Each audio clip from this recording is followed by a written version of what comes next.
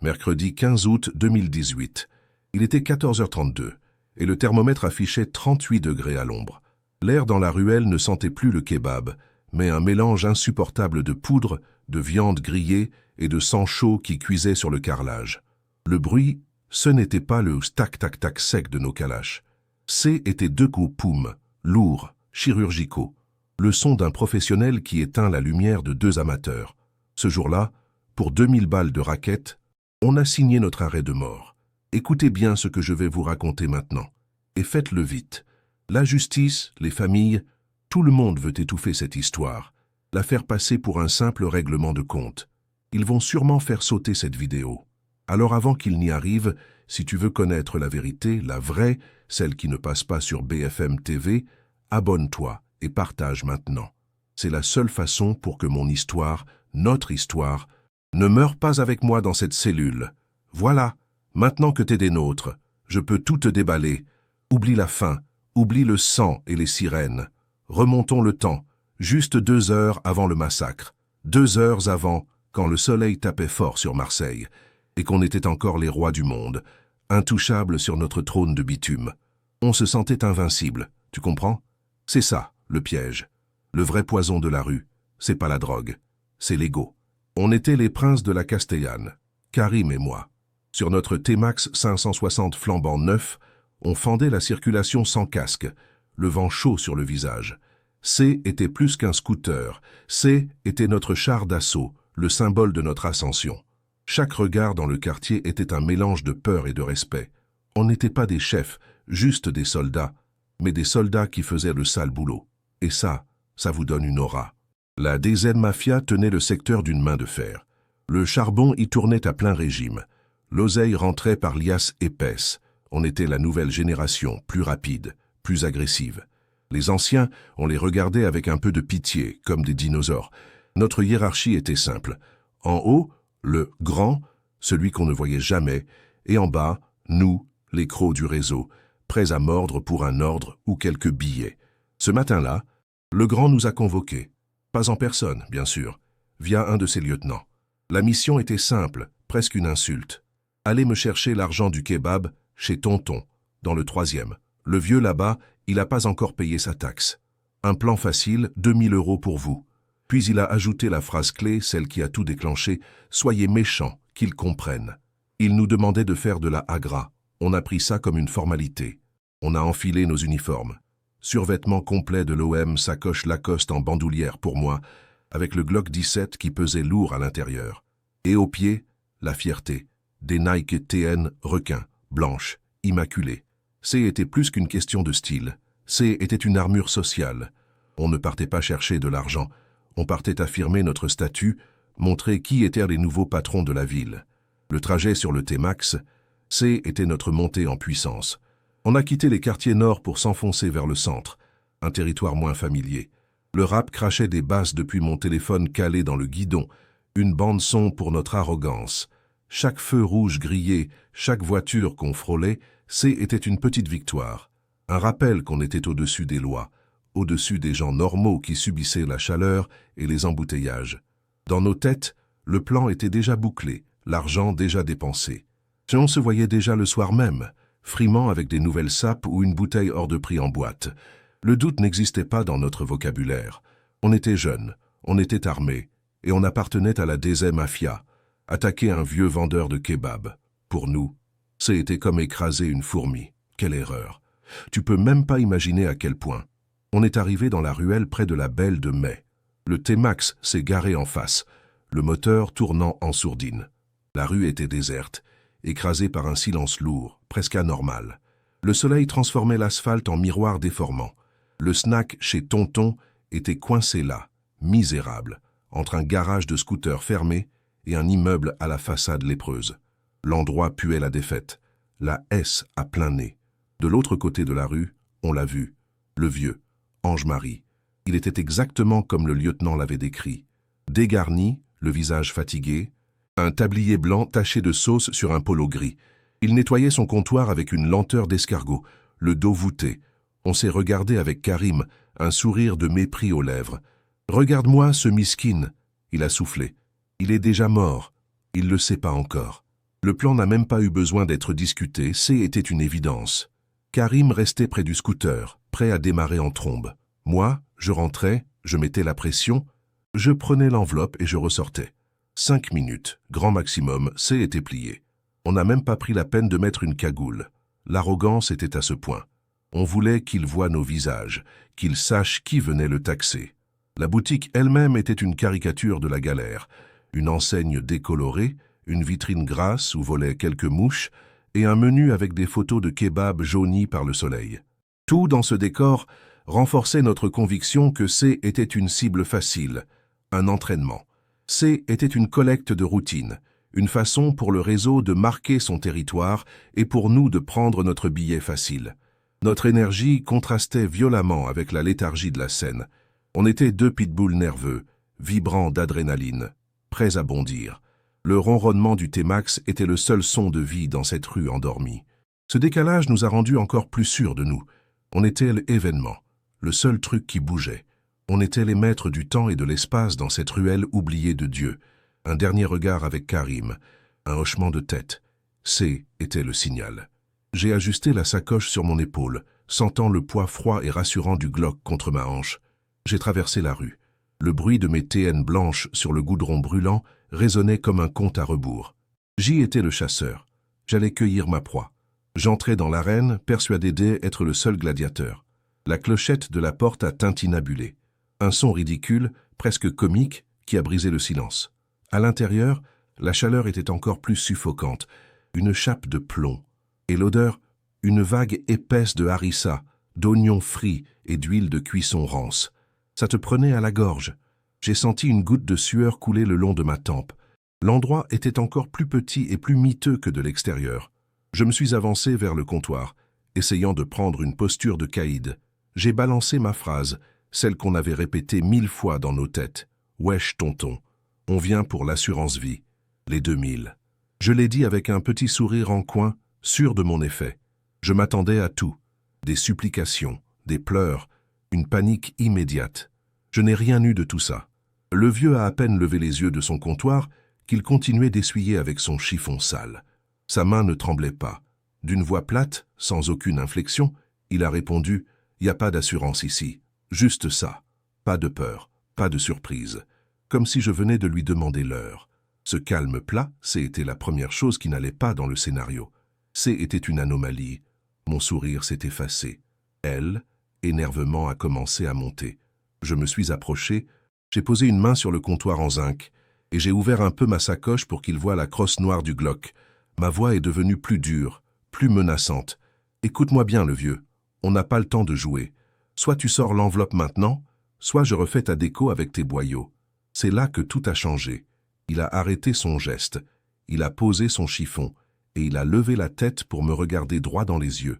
Il n'y avait toujours aucune peur, mais il y avait autre chose. Un calme glacial, profond, presque déçu. C'était le regard d'un homme qui en a vu d'autres. C'était le regard d'un loup qui observe un chiot qui aboie. Un frisson a parcouru mon échine, malgré la chaleur étouffante. Ce n'était pas la réaction normale. J'avais déjà fait ça, je savais comment les gens réagissaient. Ils baissent les yeux, ils tremblent, ils obéissent. Lui, son regard était lourd, ancien, comme s'il me scannait, me pesait et me trouvait léger. Pour la première fois de la journée, la certitude a commencé à se fissurer, laissant place à un malaise étrange. Le silence s'est installé, lourd et pesant. On n'entendait plus que le bourdonnement d'un vieux frigo et le bruit lointain de la circulation sur le boulevard. Chaque seconde qui passait, la tension montait d'un cran. Je sentais mon propre reflet dans ses pupilles sombres. Et l'image que je voyais était celle d'un gamin prétentieux, un amateur qui jouait un rôle trop grand pour lui.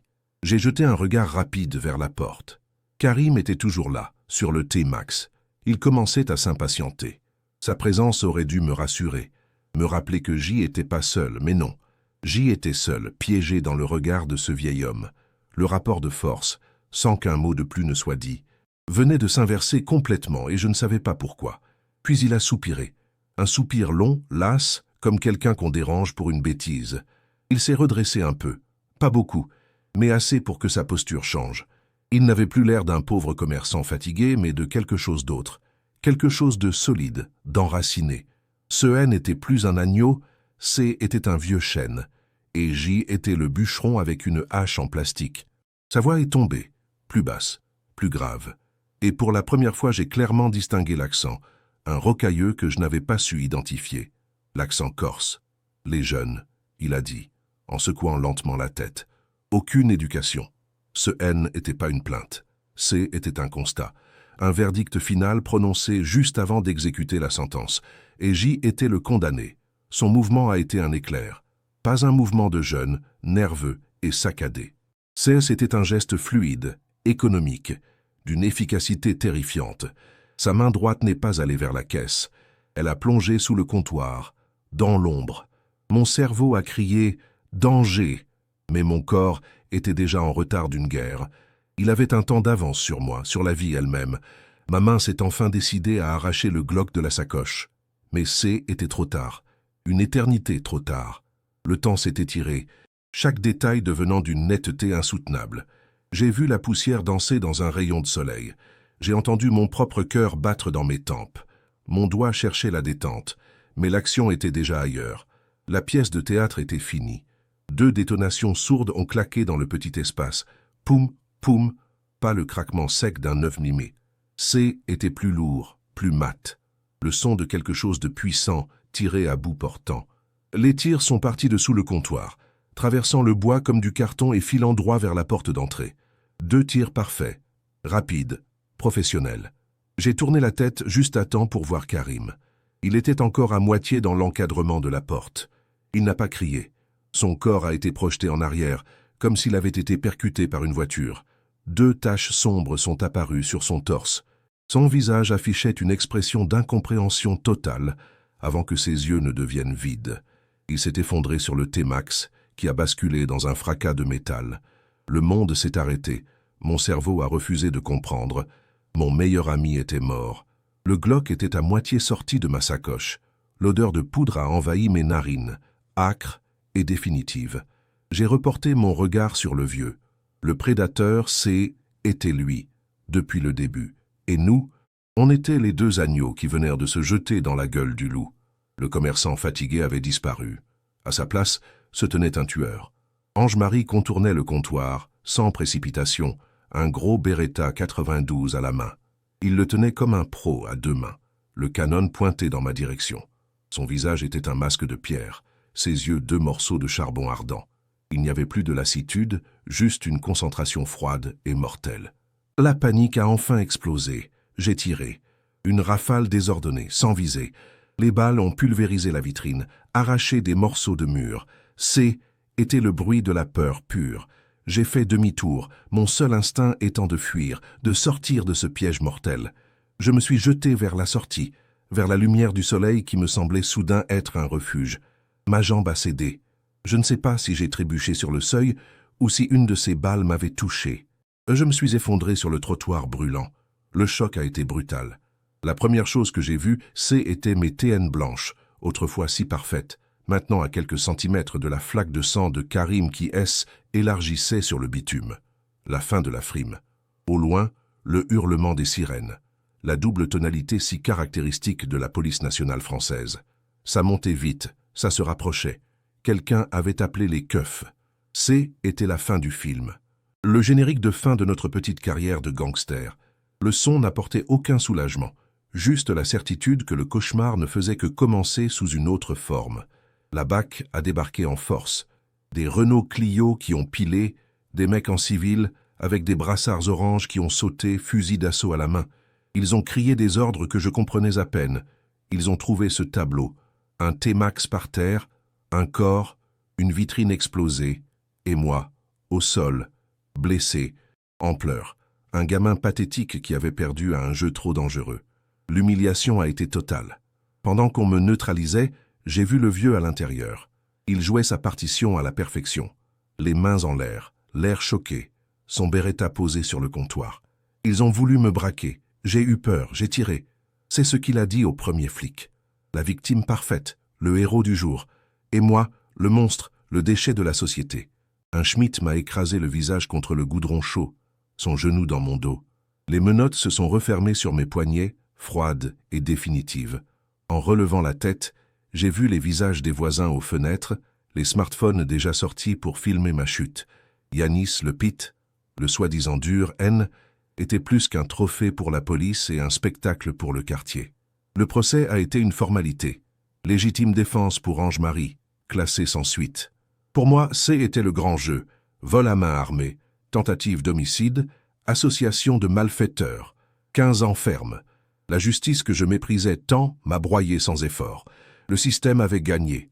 J'avais joué, j'avais bluffé et j'avais perdu toute la mise. Aujourd'hui, 6 ans plus tard, je te parle depuis ma cellule des Baumettes. La voix est plus lente, cassée par les années d'enfermement. Le soleil de Marseille tape toujours aussi fort, mais je ne le vois qu'à travers mercredi 15 août 2018. Il était 14h32 et le thermomètre affichait 38 degrés à l'ombre. L'air dans la ruelle ne sentait plus le kebab, mais un mélange insupportable de poudre, de viande grillée et de sang chaud qui cuisait sur le carrelage. Le bruit, ce n'était pas le tac-tac-tac sec de nos calaches. C'étaient 2 sipoums, si lourds, chirurgicaux. Le son d'un professionnel qui éteint la lumière de 2 amateurs.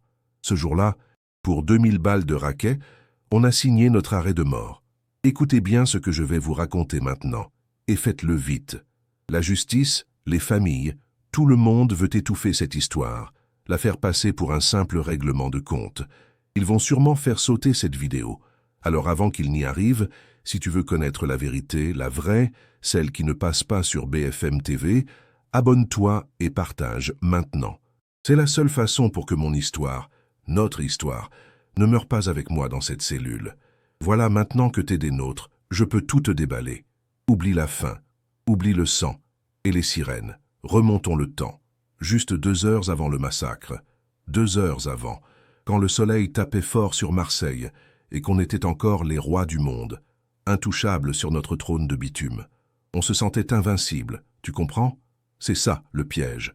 Le vrai poison de la rue, c'est pas la drogue, c'est l'ego. On était les princes de la Castellane, Karim et moi. Sur notre T-Max 560 flambant neuf, on fendait la circulation sans casque, le vent chaud sur le visage. C était plus qu'un scooter, C était notre char d'assaut, le symbole de notre ascension. Chaque regard dans le quartier était un mélange de peur et de respect.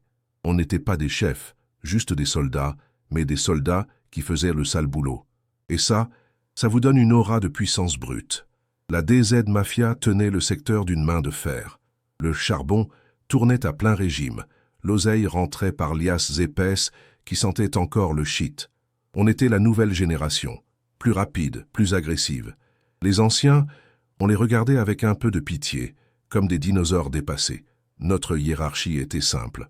En haut, le grand, celui qu'on ne voyait jamais, et en bas, nous, les crocs du réseau, prêts à mordre pour un ordre ou quelques billets. Ce matin-là, le grand nous a convoqués. Pas en personne, bien sûr, via un de ses lieutenants au téléphone. La mission était simple, presque une insulte à notre statut. Allez me chercher l'argent du kebab chez Tonton, dans le 3e. Le vieux là-bas, il n'a pas encore payé sa taxe. Un plan facile, 2000 € pour vous. Puis il a ajouté la phrase clé, celle qui a tout déclenché.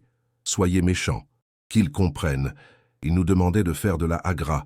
On a pris ça comme une formalité, une petite démonstration de force. On a enfilé nos uniformes, survêtements complets de l'OM, sacoche Lacoste en bandoulière pour moi, avec le Glock 17 qui pesait lourd à l'intérieur, froid contre ma hanche, et au pied, notre fierté, des Nike TN, requins, blanches, immaculées. C était plus qu'une question de style. C était une armure sociale. On ne partait pas chercher de l'argent. On partait affirmer notre statut, montrer qui étaient les nouveaux patrons de la ville. Le trajet sur le T-Max CE était notre montée en puissance. On a quitté les quartiers nord pour s'enfoncer vers le centre, un territoire moins familier mais qu'on comptait bien soumettre. Le rap crachait des basses depuis mon téléphone calé dans le guidon, une bande-son pour notre arrogance. Chaque feu rouge grillé, chaque voiture qu'on frôlait, c'était une petite victoire, un rappel qu'on était au-dessus des lois, au-dessus des gens normaux qui subissaient la chaleur et les embouteillages. Dans nos têtes, le plan était déjà bouclé, l'oseille déjà dépensée. On se voyait déjà le soir même, frimant avec des nouvelles sapes ou une bouteille hors de prix en boîte de nuit. Le doute n'existait pas dans notre vocabulaire.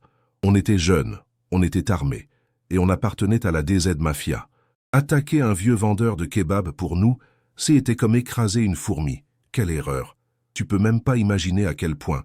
On est arrivé dans la ruelle près de la Belle de Mai. Le T-Max s'est garé en face, le moteur tournant en sourdine. La rue était déserte, écrasée par un silence lourd, presque anormal. Le soleil transformait l'asphalte en miroir déformant. Le snack, chez Tonton, était coincé là, misérable, entre un garage de scooter fermé et un immeuble à la façade lépreuse. L'endroit puait la défaite, la S à plein nez, une odeur de friture froide et de désespoir. De l'autre côté de la rue, à travers la vitrine grasse, on l'a vu, le vieux Ange-Marie. Il était exactement comme le lieutenant l'avait décrit. Dégarni, le visage fatigué, un tablier blanc taché de sauce sur un polo gris. Il nettoyait son comptoir avec une lenteur d'escargot, le dos voûté. On s'est regardé avec Karim, un sourire de mépris aux lèvres. « Regarde-moi ce miskin !» Il a soufflé. « Il est déjà mort, il le sait pas encore. » Le plan n'a même pas eu besoin d'être discuté. C'était une évidence. Karim restait près du scooter, prêt à démarrer en trombe, le casque déjà sur la tête. Moi, je rentrais, je mettais la pression, je prenais l'enveloppe et je ressortais. 5 minutes, grand maximum. Était plié. On n'a même pas pris la peine de mettre une cagoule. L'arrogance était à ce point. On voulait qu'il voie nos visages, qu'il sache qui venait le taxer. La boutique elle-même était une caricature de la galère. Une enseigne décolorée, une vitrine grasse où volaient quelques mouches et un menu avec des photos de kebab jaunis par le soleil. Tout dans ce décor renforçait notre conviction que C était une cible facile, un entraînement. C était une collecte de routine, une façon pour le réseau de marquer son territoire et pour nous de prendre notre billet facile, de l'argent facile qui brûlerait nos poches le soir même. Notre énergie contrastait violemment avec la léthargie de la scène. On était 2 pitbulls nerveux, vibrants d'adrénaline, prêts à bondir sur une proie endormie. Le ronronnement du T-Max était le seul son de vie dans cette rue endormie, une promesse de violence mécanique. Ce décalage nous a rendus encore plus sûrs de nous. On était l'événement, le seul truc qui bougeait. On était les maîtres du temps et de l'espace dans cette ruelle oubliée de Dieu. Un dernier regard avec Karim, un hochement de tête. Était le signal. J'ai ajusté la sacoche sur mon épaule, sentant le poids froid et rassurant du Glock contre ma hanche. J'ai traversé la rue. Le bruit de mes TN blanches sur le goudron brûlant résonnait comme un compte à rebours. J'y étais le chasseur. J'allais cueillir ma proie. J'entrais dans l'arène, persuadé d'être le seul gladiateur, le seul à avoir des crocs. La clochette de la porte a tintinabulé. Un son ridicule, presque comique, qui a brisé le silence de la ruelle. À l'intérieur, la chaleur était encore plus suffocante, une chape de plomb. Et l'odeur, une vague épaisse de harissa, d'oignons frits et d'huile de cuisson rance qui te prenait à la gorge. J'ai senti une goutte de sueur couler le long de ma tempe. L'endroit était encore plus petit et plus miteux que de l'extérieur, une véritable cage à rats. Je me suis avancé vers le comptoir, essayant de prendre une posture de caïd, les épaules en arrière. J'ai balancé ma phrase, celle qu'on avait répétée 1000 fois dans nos têtes. « Wesh tonton, on vient pour l'assurance vie, les 2000. » Je l'ai dit avec un petit sourire en coin, sûr de mon effet. Je m'attendais à tout, des supplications, des pleurs, une panique immédiate. Je n'ai rien eu de tout ça. J était le loup, il était l'agneau. Le vieux a à peine levé les yeux de son comptoir qu'il continuait d'essuyer avec son chiffon sale. Sa main ne tremblait pas. Son geste restait lent et méthodique. D'une voix plate, sans aucune inflexion, il a répondu « Y a pas d'assurance ici. Juste ça. Pas de peur. Pas de surprise. » Comme si je venais de lui demander l'heure. Ce calme plat, était la première chose qui n'allait pas dans le scénario. Était une anomalie dérangeante. Mon sourire s'est effacé. L'énervement a commencé à monter, une boule chaude dans mon ventre. Je me suis approché. J'ai posé une main sur le comptoir en zinc et j'ai ouvert un peu ma sacoche pour qu'il voie la crosse noire du Glock. Ma voix est devenue plus dure, plus menaçante. « Écoute-moi bien, le vieux. On n'a pas le temps de jouer. Soit tu sors l'enveloppe maintenant, soit je refais ta déco avec tes boyaux. » C'est là que tout a changé. Il a arrêté son geste. Il a posé son chiffon. Et il a levé la tête pour me regarder droit dans les yeux. Il n'y avait toujours aucune peur. Mais il y avait autre chose. Un calme glacial, profond, presque déçu. Était le regard d'un homme qui en a vu d'autres, qui a vu des mecs bien plus durs que moi. Était le regard d'un loup qui observe un chiot qui aboie. Un frisson a parcouru mon échine. Malgré la chaleur étouffante, ce n'était pas la réaction normale. J'avais déjà fait ça, je savais comment les gens réagissaient. Ils baissent les yeux, ils tremblent, ils obéissent. Lui, son regard était lourd, ancien, comme s'il me scannait, me pesait et me trouvait léger. Pour la première fois de la journée, la certitude a commencé à se fissurer, laissant place à un malaise étrange, un pressentiment horrible. On a merdé. Le silence s'est installé, lourd et pesant. On n'entendait plus que le bourdonnement d'un vieux frigo et le bruit lointain de la circulation sur le boulevard. Chaque seconde qui passait, la tension montait d'un cran. Je sentais mon propre reflet dans ses pupilles sombres, et l'image que je voyais était celle d'un gamin prétentieux, un amateur qui jouait un rôle trop grand pour lui. Le rapport de force venait de s'inverser sans un mot. J'ai jeté un regard rapide vers la porte. Karim était toujours là, sur le T-Max. Il commençait à s'impatienter, faisant vrombir le moteur. Sa présence aurait dû me rassurer, me rappeler que J était pas seul, que la puissance de feu était de notre côté. Mais non, J était seul, piégé dans le regard de ce vieil homme. Le chasseur venait de comprendre qu'il avait marché droit dans la tanière d'un ours. Puis il a soupiré. Un soupir long, las, comme quelqu'un qu'on dérange pour une bêtise. Il s'est redressé un peu, pas beaucoup, mais assez pour que sa posture change.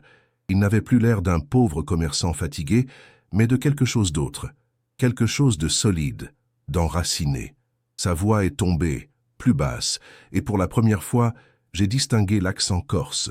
Les jeunes, il a dit, aucune éducation. Était un verdict. Notre sentence. Son mouvement a été un éclair, pas un mouvement de jeunes, nerveux et saccadé. Était un geste fluide, économique, d'une efficacité terrifiante. Sa main droite n'est pas allée vers la caisse. Elle a plongé sous le comptoir, dans l'ombre. Mon cerveau a crié « Danger !» mais mon corps était déjà en retard d'une guerre. Il avait un temps d'avance sur moi, sur la vie elle-même. Mon propre geste pour sortir le Glock me paraissait lent, pathétique. Ma main s'est enfin décidée à arracher le Glock de la sacoche. Mais était trop tard. Une éternité trop tard. Le temps s'est étiré, chaque détail devenant d'une netteté insoutenable. J'ai vu la poussière danser dans un rayon de soleil. J'ai entendu mon propre cœur battre dans mes tempes. Mon doigt cherchait la détente, mais l'action était déjà ailleurs. La pièce de théâtre était finie, et je n'étais qu'un spectateur de ma propre exécution. 2 détonations sourdes ont claqué dans le petit espace. Poum, poum, pas le craquement sec d'un 9 mm. Était plus lourd, plus mat. Le son de quelque chose de puissant, tiré à bout portant. Les tirs sont partis de sous le comptoir, traversant le bois comme du carton et filant droit vers la porte d'entrée. 2 tirs parfaits, rapides, professionnels. J'ai senti les vibrations dans le sol, l'air déplacé par la puissance des projectiles. J'ai tourné la tête juste à temps pour voir Karim.